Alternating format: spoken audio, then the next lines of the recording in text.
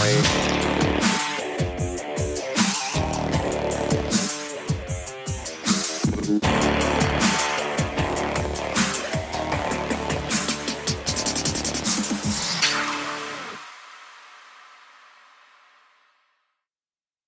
want to start off with a reminder that we are not doctors. Before you make any changes or try something new, always consult with your doctor and medical team first. Chronic illness can vary from patient to patient, so it's always best to consult with your own doctor for what is best for you. Hello and welcome to I Be Determined. I'm your host, Mason Harvey, and I have Crohn's disease. I speak from the role of a patient. And I'm your other host, Michelle Harvey. I'm Mason's mom, and I speak in the role of a caregiver. And we told you guys last week that we're going to be heading to somewhere special for Mason's birthday. And he does probably look a lot older now to everybody. 15 now. Wow. It's just incredible the difference a birthday makes. But anyway, so for his birthday, he had wanted to go to Club 33 at Disneyland. And we were fortunate enough to get a reservation. Surprise. It was. And what's even more surprising is it was our third time there. This time last year, we couldn't figure out how to get in, if we would ever go to Club 33. And here we are a year later, and we've just been there three times. The third time. Yeah. And it was delicious. It was very good. So good. And it was probably something we should talk about in another episode, because there's so many good stories. I think it would be great to share. Yeah, all about all the cool people we met too. Yeah, like cool people. I really do think it's worth it. And I kind of like to keep this focused on the DAS Pass. And so because since we're kind of like Disney themed and we're still talking about that, it's perfect timing to talk about the DAS Pass and what that is exactly. And so we're going to kind of discuss that today, the changes that are coming with that, and in particular with IBD, just specifically to us. Or anyone else with IBD. Right. And so that's kind of the direction we'll be taking. So yes, Club 33 was amazing. And I learned two things. I really like red snapper and scallops. Yep. And salmon caviar. Oh, and salmon caviar. Yeah. They had something like, oh, it's salty. I'm like, I don't really taste salt, but okay. Yeah. He loved it. So that was pretty cool. So that was really good. Yeah. So we'll have to share that and maybe do some pictures and stuff like that in another episode, so we can tell you guys all about that. Maybe just like a few pictures, because you don't want to give away the Club 33 secret. No, we've already shared some, so we don't need to share too many Plus, more. going to Club 33 is like it. If you know what it looks like inside, it's not as magical, because going to Club 33 and seeing Club 33 in person, and seeing what it's hiding, is part of the experience. You're not going there be like, oh well, this is here and that's over there. Well, we know where everything is. It's cool to feel like you're seeing everything for the first time. Yeah, and I think we want to save that kind of magic for all of you. Club 33 magic. Yeah, that's a huge part of it. And we're gonna switch gears here. And there's no Disney hate here today. I want to be very clear. Discussion. Yeah, and I don't think anybody from Disney is going to be listening, but in case they are, I really hope that our words would be heard and our concerns, and understanding that maybe there's some things that were not considered, and hopefully you'll maybe hear a story like Mason's. So what does, like in your own words, what is a DAS Pass? And I'll go into more of a definition, but just in your own words. But basically what it does is you sign up for the DAS Pass at whatever station there is. You sign up for these passes, and you have this little thing on the phone that when you scan it, you can go into the lightning lane, ride faster than the normal lane, which I think that's important, because if I was in a flare, I have to go to the bathroom more often. And maybe my joints hurt, and I can't wait that long in a line just standing there. Right. So I feel like it's meant just to get you to the ride faster, so you can enjoy more time while you're there. Right.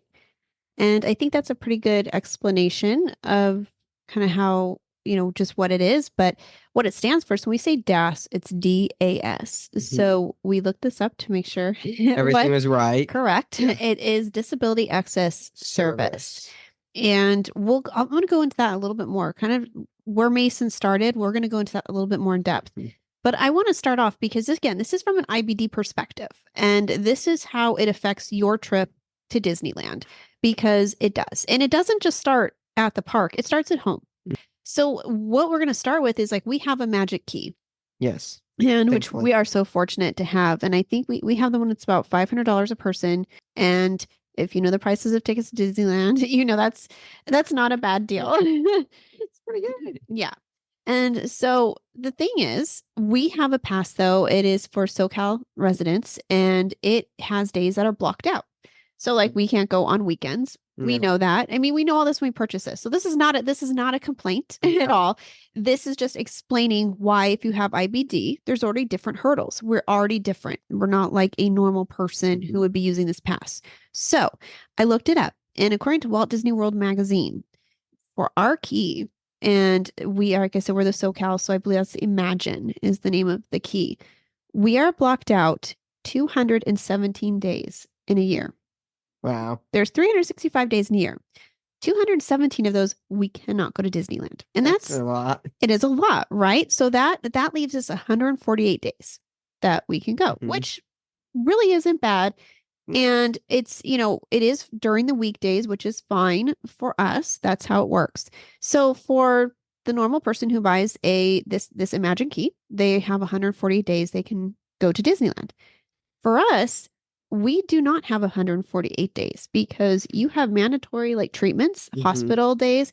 Sometimes you might not be feeling well. I'm not even including those. So strictly speaking, from just going to the hospital, Masons, like these are your hospital visits, that there's 24 days we cannot even go to Disneyland.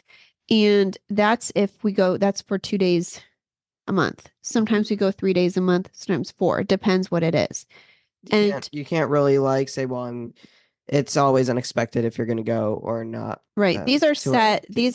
Like we have the unexpected days that I'm not including. I'm being fair and I'm not including those here. If you have IBD, you understand that sometimes things change very quickly. You might have your days where you're like, well, we're going to get the injection today. We're going to get the infusion today.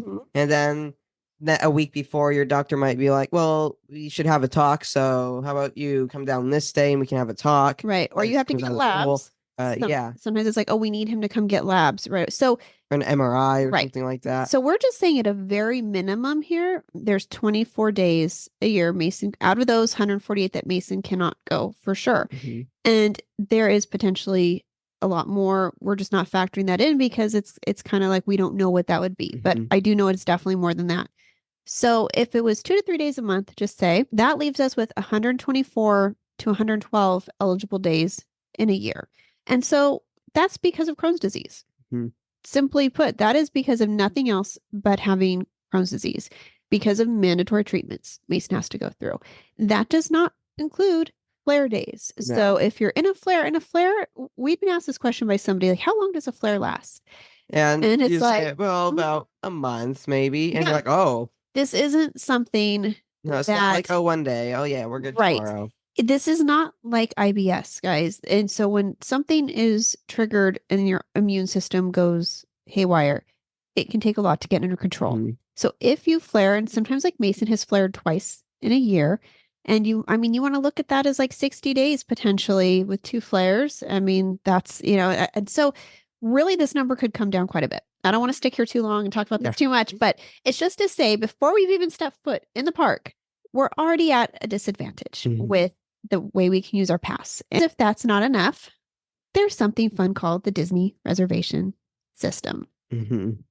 And you don't know a whole lot about this because I do all the setting up and stuff. Setting it up. Thank God I don't have to do it. And so, back before 2020 and before Mason was sick, you could just go to, anybody remembers this, you want to go to Disneyland, just you could wake up in the morning, you're like, hey, let's go to Disneyland. Let's go to Disneyland. Yeah, it works.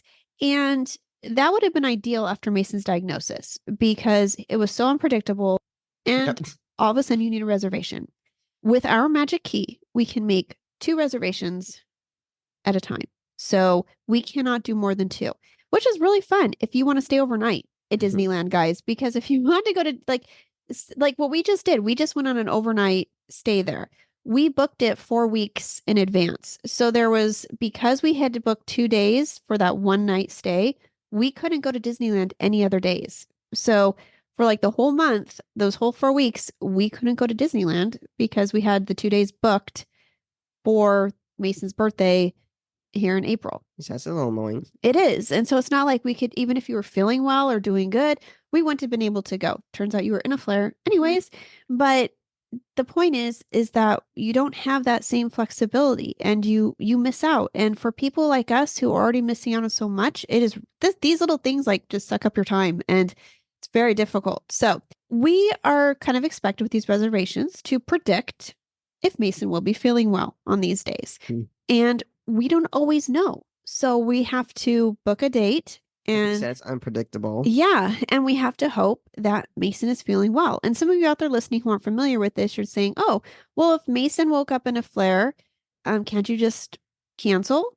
And it's like, oh, we can. You can the day of, but you get something called a strike against you. So I'm going to read you the policy that they have on the reservation cancellation system. This is straight from Disney. If a magic key holder has a reservation, does not show up for that reservation date, you'd get a strike. According to the magic key terms and conditions, if you are a no-show for 3 reservations in a 90-day period, you will not be able to make any new reservations for 30 days. That's not good. No, that's like, and I mean, that's their policy. We agreed to it when we bought the magic key. So I understand that. But what I don't think Disney understands is there are people like us who that's over a 90-day period, and that's hoping that these guys will feel great and feel well enough to go when your time comes up. If you have to cancel that, and then say something happens in 20 days and you end up hospitalized and you have to cancel another thing or something. And so you get penalized. And that's not good. No, and it's not like we would just be canceling because we decided to do something else. It's like you're not feeling well from a disease. And so at any rate, this is difficult. So now it's like, okay, now we have the certain amount of days we can go. Now we only have certain days we can reserve. And sometimes things are booked out, like you can't even get in. So it's our days are even more limited than what I talked about above with this reservation system. This reservation system sometimes blocks out days, and these were days you were eligible to go, but now you're not because they are booked up and you can't go. So it is kind of a frustrating system. I know it is serving a purpose, and I'm not here to argue with that. I'm just here to explain. Yes. So I hope that it's not coming across. Yeah, I'm not like trying to complain. I'm just trying to say, hey, this is where we are coming from. And so we already face so many other obstacles that other kids don't face. Certain kids face other challenges, and they may not have regular treatments and mandatory hospital visits, so they have more days open to visit. It just depends. And for us, being immunosuppressed is really challenging. Also is challenging because that limits things as well. And we'll get more into that too. So it's a number of factors. And again, we're just relating this to IBD. There are many of you out there who may have something else that are listening going, oh, I get this because this would affect me too. So you've already spent just for our family $1,500, and it is a frustrating situation. You only have a certain amount of days, and because of a disease, it limits you even further. And these are the kind of things that are invisible with this disease that other people don't understand. They don't understand. They don't see it. Yeah. And because it seems so simple to others and they don't realize. And so by the time we get into the park, we've already felt like, okay, we've cleared all these hurdles. We finally made it. And when Mason was telling his doctor when you were going to go to Disneyland, one of the first times, she recommended the DAS Pass. So this wasn't something I was familiar with. I really didn't know anything about it. I've heard a lot more people are using it now. We are also one of those, but that's because of Mason's diagnosis.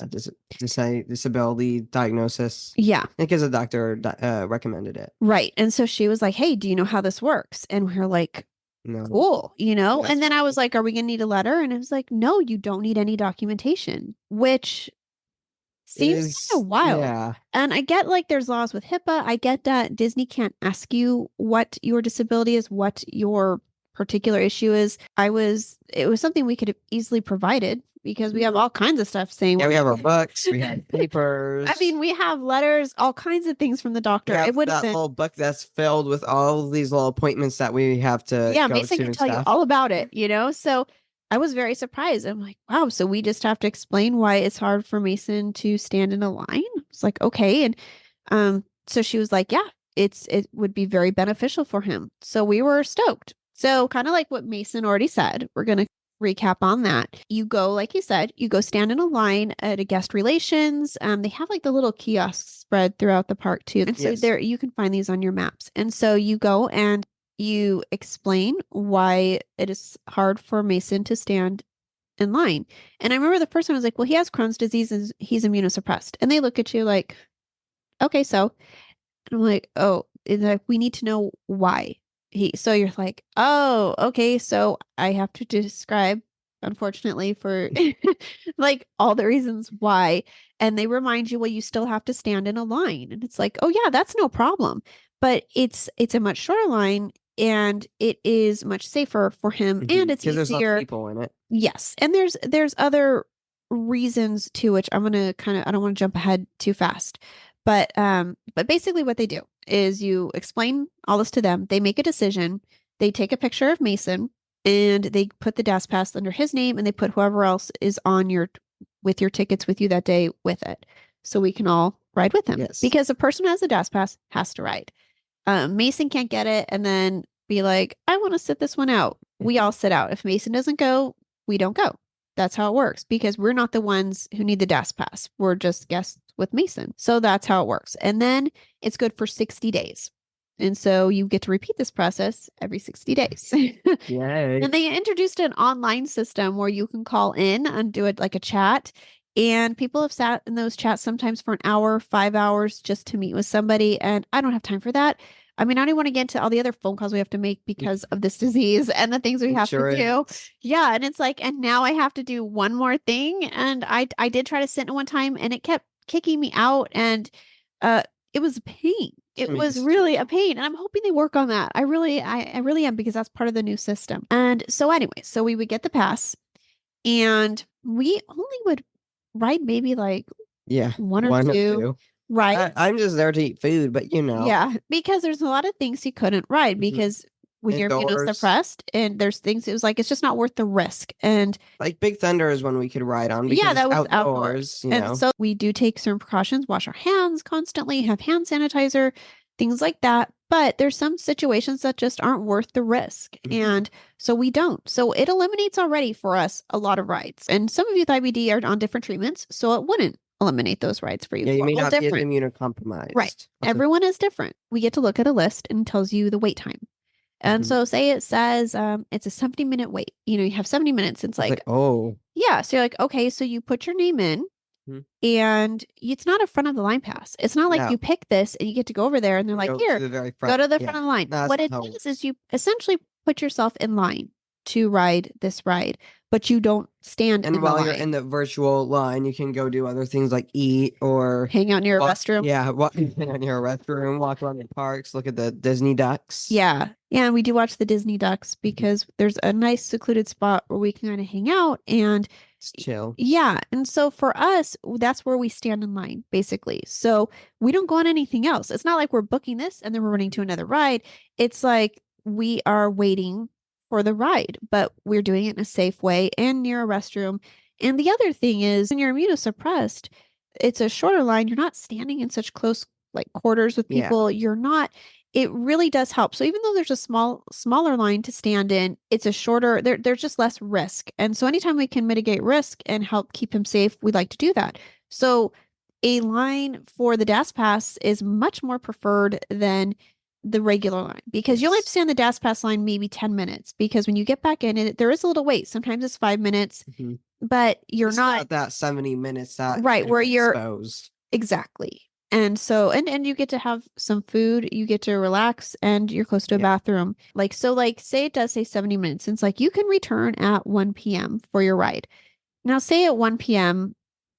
you have to go to the bathroom, right? Okay. So you go in there.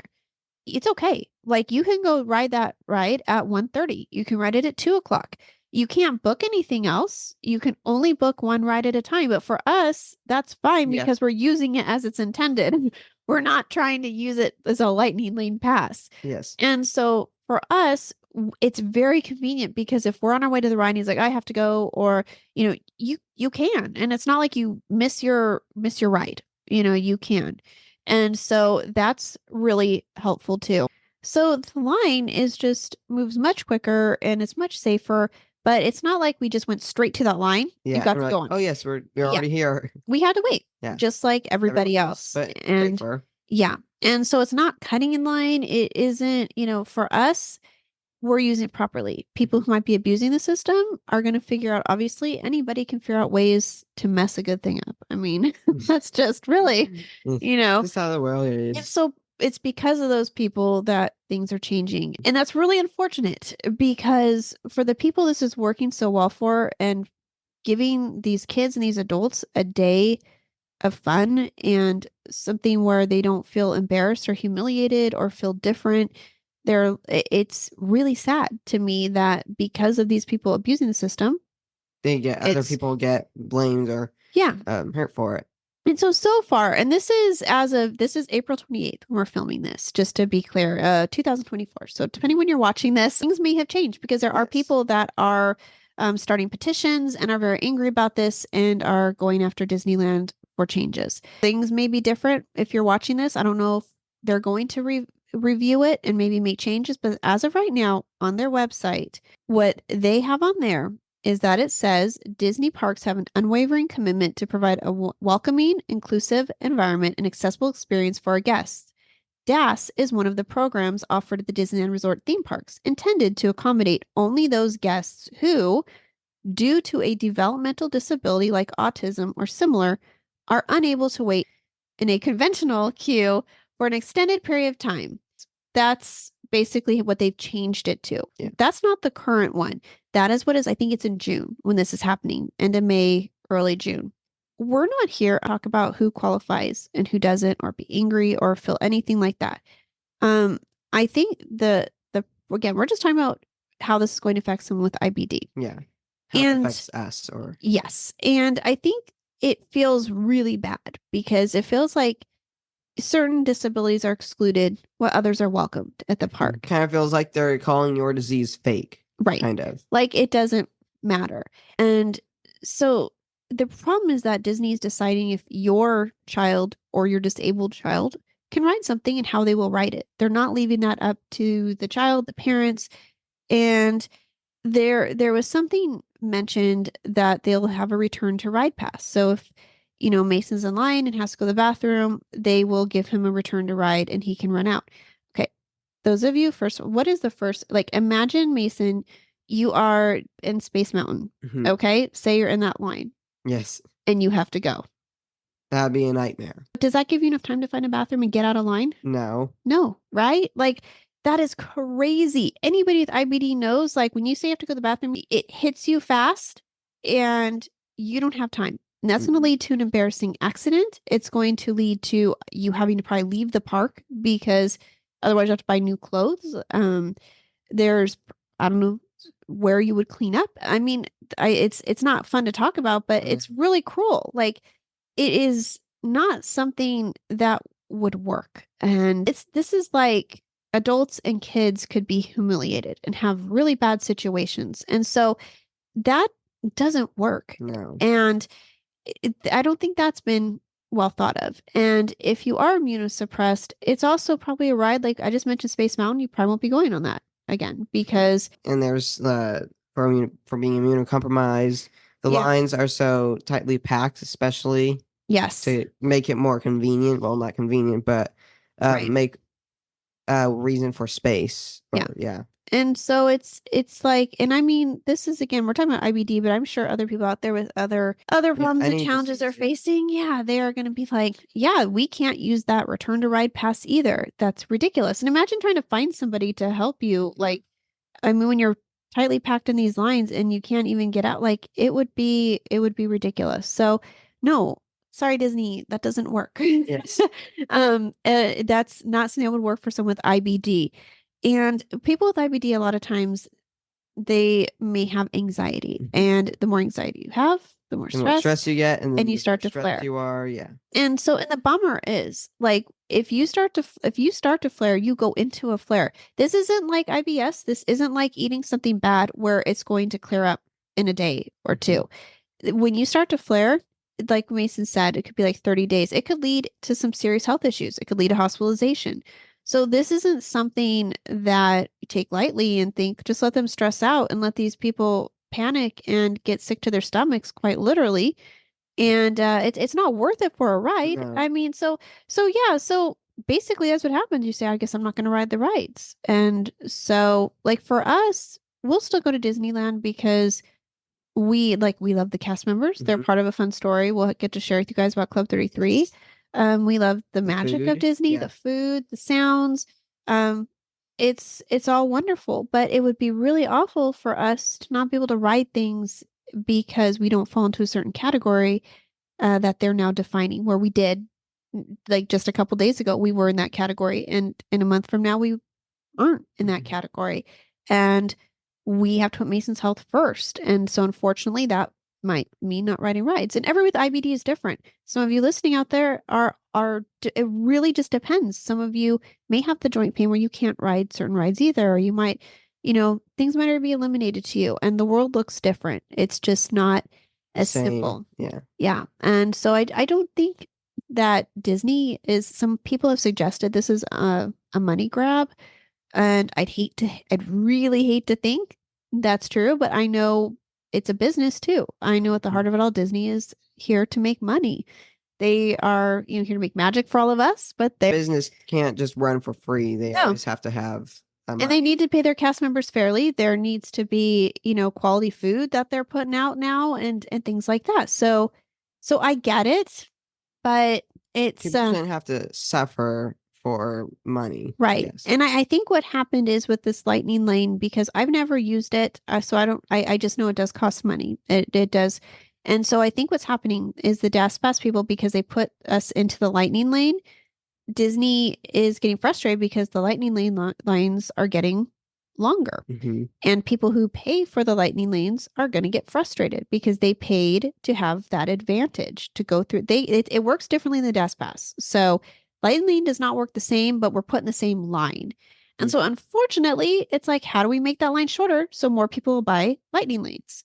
We get rid of the Dash Mhm. Pass people. I hope that's not the case. That would be very frustrating. Mhm. And so Same. there's something else I wanted to bring up too, because people start to argue about this. And I've seen it in the groups I'm in, and it's very sad because there's parents that are saying, oh, this is fair. And your child just really doesn't need it. And all of a sudden, these parents are becoming experts in other people's problems. And that's not fair.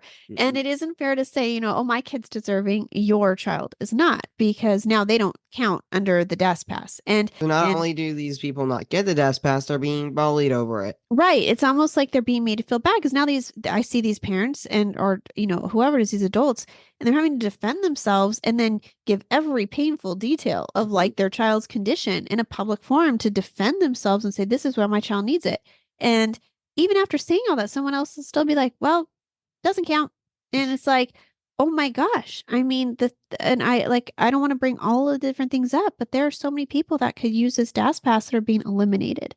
And just the important thing to remember is guys, don't fight No. and support each other in this, and don't judge and start telling other parents how their child doesn't matter, because that's really hard for parents and caregivers to hear. Why would you even Yeah. say that, It's funny how people get online, and there's a lot of good people too, a lot of good behavior. This is not, these are just the things that stood out to me, because I was like, why are they arguing? Why are these parents making other parents defend their disability? It's like, this is ridiculous. And it shouldn't be this way. It's like, and it wasn't until this happened and Disney said, this is what qualifies, this is what doesn't qualify. Once Disney did that, kind of put a line in the sand where they chose children and they chose adults. And that's really tough. Some people have said it's kind of like a money grab by Disney. And Disney is saying it's because people are abusing the system. Yeah. And so I truly don't understand how the new definition for the DES pass is going to stop people from abusing the system. But autism can be invisible. You may not see the child, so if you don't have to provide there, because they're still not requiring documentation.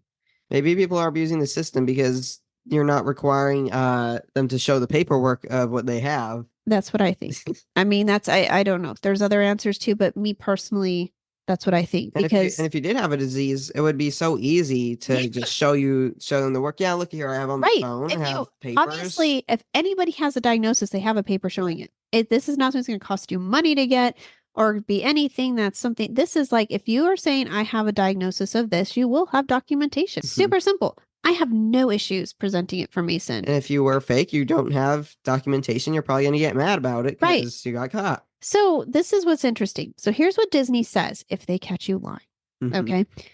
It is determined if it is determined that any of the statements a guest made in the process of obtaining DAS are not true, the guest will be permanently barred from entering the Walt Disney World Resort and the Disneyland Resort, and any previously purchased annual passes, Magic Key passes, tickets, and other park products and services will be forfeited and not refunded. Yeah, at first that's like, oh my God, they're going to get permanently banned if you're caught That's lying. huge. But how do you they catch know? them lying? How do they catch them? That's Yeah, my question. At first, like, oh Disney, my God, how that sounds do you- horrible. Then you're like, wait, how are they going to catch Right. you if If you you lie? don't require documentation, they're Or not you can- required to provide a diagnosis. They're just required to tell you why that, if Mhm. if this is the parameters, people can pretend. They can still Yeah. fake. And if you don't provide anything, Disney, how are you going to know? That is my The world is question. full with liars, and They're the ones who hide it ruin pretty it for well. everybody. Yeah. According to Disney, this is the main reason. So if the main reason is people abusing the system here and they're trying to cut back on that, Could you ask to show the how are they reinforcing this papers? policy? Yeah, the only real way,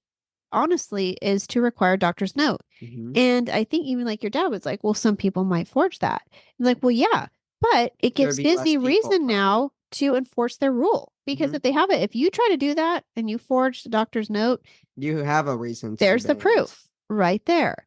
And so that would be really the only way. Otherwise, Disney has to like, I don't really understand how they plan to enforce that. And Yeah. people do you are going catch a to abuse liar? it. The abuse is not going to stop. And so I think if that's the real problem, they need to really figure that out. Maybe take a note out of Universal Studios page. And Universal does require documentation for theirs. I mean, some people may be offended by this out there, but I think that's helpful. I think it's helpful. I do. I think would help Disney, and it wouldn't require cast members to try to determine if Mason can stand in a line when they have no idea what Crohn's disease is. Mhm. I think it would be extremely helpful, and you wouldn't have to eliminate groups of people. So, I think that's really the only way to enforce that policy of punishing somebody by having documentation. And so otherwise, I feel like it's an empty threat and people are still going to abuse the system and it's just going to get worse because then they're going to have to get rid of the DAS pass for those people. And Then so, it's yeah, gonna work for no you one. need to really fix the problem. And again, I'm not an expert. These people No. at Disney have probably come up with all kinds of solutions. I'm pretty sure a mom and a kid from, San Diego aren't going to solve this problem either. This is just our input and our view because someone with IBD having Crohn's disease it's important to consider all the aspects of it. The only punishment right now, they're really only punishing the people who told the truth about a disability. You're being excluded now because someone else lied. And it's like, how is that fair? And we're already at a disadvantage before we get in, it's just like, it's tough. So I do love Disneyland. Still going to go there. No hate to Disneyland. Right. It's not hate. I just don't think, I don't know if all things were considered. I don't know the angle they're coming at this with, but I would hope because Disney has always been known for being inclusive of everybody and all types and people that in the normal world suffer from terrible things and have ordeals to go through. They can go to Disneyland and be free of that. And, it's sad when those people will go to Disneyland and not be able to ride a ride. And I think that's not inclusive any longer. So anyways, that's how it stands as of today, as of the recording. I hope things change. Hopefully. Yeah, I really do. I hope some thought is put into that before June hits. And that's basically all we were here to talk about. The DAS pass, our feelings on it. If you have IBD, there's many things with this disease. There's pain, there is joint pain, there's abdominal pain, there are eye issues, all sorts of things. And so having that DAS pass means a lot. Gives these people a chance to just enjoy some life and be free of those problems. And so hopefully you'll consider that. And let us know in the comments if your experience with this. Again, no hate. This is not a just question. yeah, this isn't like we really I think the more you go in with anger, The people more shut there's down. gonna fight. There's gonna be Right. more Then and it's just an more. argument. This is like to open a discussion and say, hey, let's have a conversation. And I think that's more important is I would love to have a conversation with Disney and sit down with somebody and answer those questions and not be angry and just try to open that conversation up and start that. But let us know, if you've used the DAS Pass, how it helps you. Even if you don't have IBD and you're listening, let us know. Yeah. And maybe you're listening, you didn't even know what the DAS Pass was. And you're like, oh my gosh, I could have been using that this whole time. And so I'm so glad his doctor told us. And a few of our other friends, they were like, oh my goodness, this is what you guys need. And it has been so helpful to Yes, we're us. thankful for it. Yeah. So that's going to be it for today. We will probably be back to talk about Club 33 because that's a whole story. And I think that would be really fun to Fun share little with you guys. story. Yeah. Kind of in the spirit of, being determined and IBD and Disneyland and magic and all that. It's worth sharing. So you guys are welcome to follow us on Instagram at Team IB Determined. And you can also jump in there and see our pictures from Club 33. If you start looking now, you'll find them. Yep. And you can also follow the Reggie Project, which is where you can take a picture with Reggie, one that you download, and you can show us your journey. We can post pictures so other people can not feel so alone in their own journeys. Maybe take a picture of Reggie at Disneyland. There you go. Or I you can take know. a picture of I him think at the we do hospital. have one of, Yeah, we do, actually. yeah, we do. The fun places you go and then the sad places you go. Right. To show what goes on in your life. Right. Because it's all part of the story, all part of the journey. And so share all of it. Share whatever you want to, whatever you feel comfortable with. So check out the Reggie Project, and that's on Instagram too.